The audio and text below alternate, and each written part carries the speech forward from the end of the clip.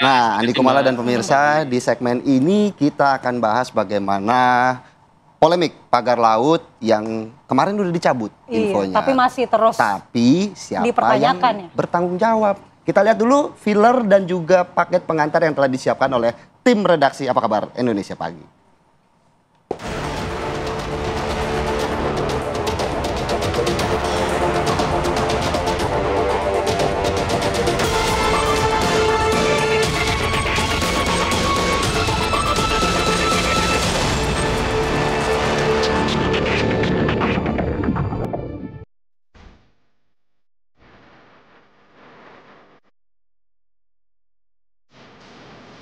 Sebanyak 281 armada dan 2.623 personel dikerahkan untuk pembongkaran pagar laut ini.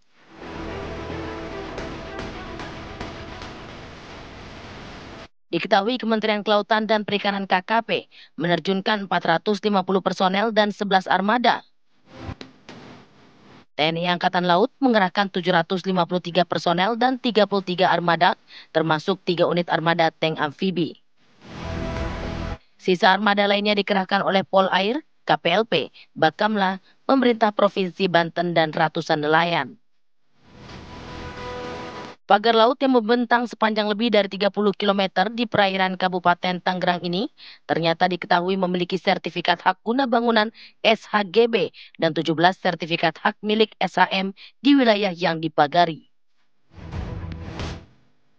Menteri Agraria dan Tata Ruang BPN Nusron Wahid menegaskan bahwa pemerintah akan mencabut sertifikat hak milik SHM yang terbukti berada di luar garis pantai laut Tangerang, Banten. Rabu kemarin proses pembongkaran diawali di area pantai Tanjung Pasir di Kecamatan Teluk Naga. Pembongkaran akan dilakukan hingga berakhir di pesisir pantai Kronjo, Kecamatan Kronjo, Kabupaten Tangerang. Dari Tangerang, Banten, tim TV One mengabarkan.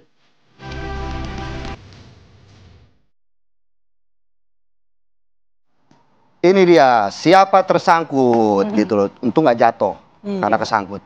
Iya, kita masih bertanya-tanya siapa sebenarnya pihak yang bertanggung jawab setelah dibongkar pagar lautnya tidak selesai sampai di situ, dalangnya harus dicari. Harus dicari begitu. Dan untuk mengetahui bagaimana kondisi terkini ataupun informasi terupdate dari kasus pagar laut ini, kami sudah terhubung dengan Pak Firman Subagio selaku anggota Komisi 4 DPR RI fraksi Partai Golkar dan juga Doni Ismanto selaku staf khusus Menteri KKP bidang Humas dan Komunikasi Publik secara daring Zoom. Selamat pagi Bapak-bapak. Selamat pagi Pak Doni. Selamat pagi. Ya, selamat pagi Pak Firman. Pak Doni, Pak Firman. Dengar suara kami Pak? Cukup dengar. Ini kalau pakai ini baik, kita sudah tersambung dengan Pak Doni. Pak Doni, sebagai staf khusus KKP ini sejauh ini bagaimana kemudian hasil dari penyelidikan dari KKP dan kalau mungkin bisa dijelaskan lebih awal dulu Pak. Kemarin juga sempat ada perbedaan pendapat dari Presiden Prabowo Subianto yang suruh untuk mencabut secara total pagar laut ini. Kemudian sempat ada perbedaan pendapat dengan Menteri KKP meskipun akhirnya sependapat. Seperti apa tanggapannya Pak? Terima kasih ya. Saya rasa tidak ada perbedaan pendapat, tapi yang ada adalah kita semua sependapat menjaga laut kita tidak rusak, sepakat untuk semuanya berjalan sesuai dengan koridor hukum. Jadi saya rasa pertanyaan seperti ini jangan diulang-ulang lagi lah. Kan kita itu harus berjalan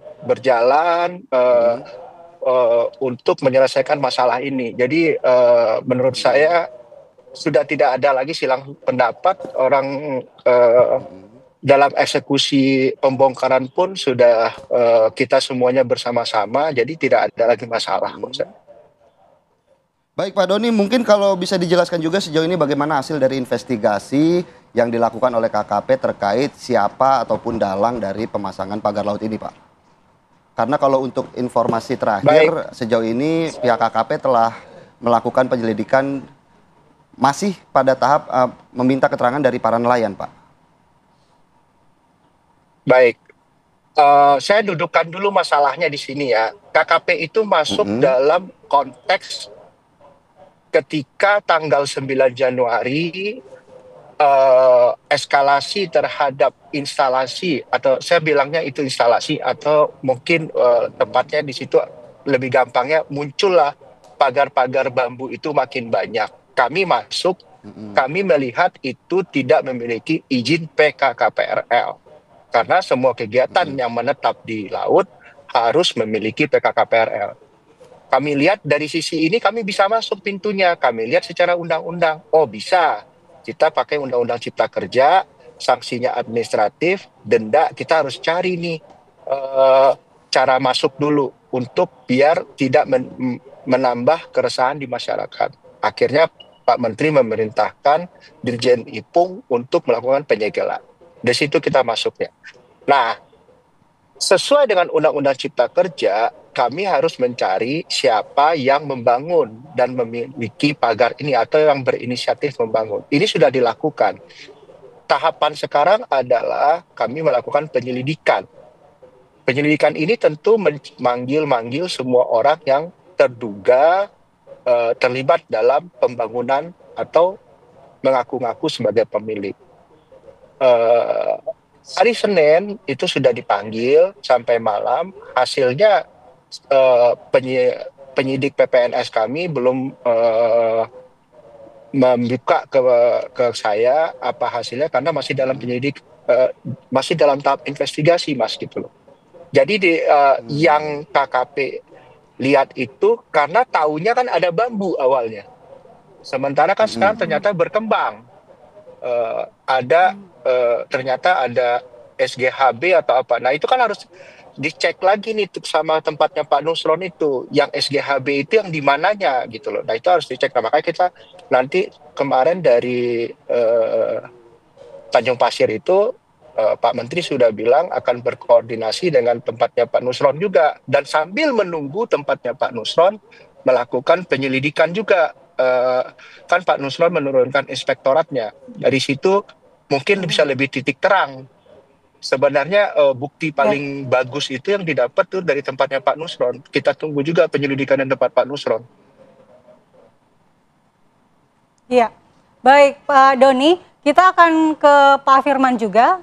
Pak Firman melihat bagaimana kemarin pembongkaran sudah dilakukan TNI AL bersama dengan KKP, kemudian bagaimana Komisi 4 DPR melihat hal ini? Apakah nantinya sudah memanggil pihak-pihak yang berkaitan dengan ini, seluruh kementerian dan juga pihak swasta yang disebut-sebut merupakan pemilik dari SHGB dan SHM di pagar laut tersebut, Pak? Baik, terima kasih. Jadi kami Komisi 4 memang sesungguhnya sudah cukup lama ya memantau terhadap masalah pemagaran ini. Oleh karena itu saya sampaikan sekali lagi, kemarin kami juga sudah sampaikan juga di Kompas TV, bahwa ini terkesan bahwa Kementerian Kelautan dan Perikanan ini sangat terlambat untuk melakukan pemantauan dan pengawasan terhadap masalah pemagaran ini. Kalau tadi dikatakan bahwa Saudara Doni dia baru bisa melihat pemagaran dari bambu itu, sesungguhnya ini kan sudah terjadi juga cukup lama. Hanya selama ini DPR mencoba berdiam dulu. Kami akan lihat sampai seberapa jauh pemerintah itu untuk action planning-nya. Tapi ternyata sampai sekian lama itu tidak ada action. Sehingga ketika itu saya terus terang menyampaikan WA kepada Saudara Sekjen KKP dan alhamdulillah akhirnya Saudara Dirjen PSDKP melakukan tindakan untuk penyegelan. Namun kami juga sampaikan hendaknya langsung saja dilakukan pembongkaran. Nah, ketika itu kenapa kami meminta pembongkaran agar keluh kesah masyarakat ini bisa segera teredam. Karena masyarakat di sana itu sudah sangat gelisah dan ini juga menimbulkan pro kontra di masyarakat. Saya tidak berpihak kepada siapapun, kami DPR hanya melakukan tugas fungsi pengawasannya. Oleh karena itu inilah pentingnya Kementerian KKP itu senantiasa melihat situasi kondisi kelautan kita seperti apa. Kalau kita melihat, kalau di PDSKP itu melakukan penangkapan kapal penangkap ikan cepatnya luar biasa. Tetapi ini kenapa kesan saya ada pembiaran. Ini kesan kami seperti itu. Nah, oleh karena itu pada waktu dilakukan penyegelan itu dan kemudian sudah ada instruksi Bapak Presiden, itu Pak Menteri masih memberikan statement untuk menunggu penyelidikan. Tapi sebetulnya ini kan tidak perlu lagi, perintah presiden kan harus segera dilaksanakan. Dan kemudian kalau alat bukti sudah ada, foto cukup, saksi masyarakat cukup, bahkan juga sudah ada pelang penyegelan. Saya rasa sudah cukup alat buktinya untuk itu gitu. Siapa lagi yang akan ditunggu? Bahkan nama-nama yang terindikasi itu sudah masuk di DPR pun sudah masuk. Oleh karena itu hari ini nanti kami akan rapat, kami akan gali lagi. Dan kami tetap akan meminta supaya ada pertanggungjawaban siapa yang melakukan ini, gitu. Baik Pak Firman juga sudah mention bagaimana kemudian pihak-pihak sudah yang terindikasi begitu ya bertanggung jawab atas pagar laut ini. Namun juga saya mau ke Pak Doni, bagaimana tanggapannya dari Pak Doni dari KKP yang dinilai sangat terlambat untuk menangani pagar laut ini. Namun dijawab sesaat lagi setelah Apa Kabar Indonesia Pagi kembali sesaat lagi.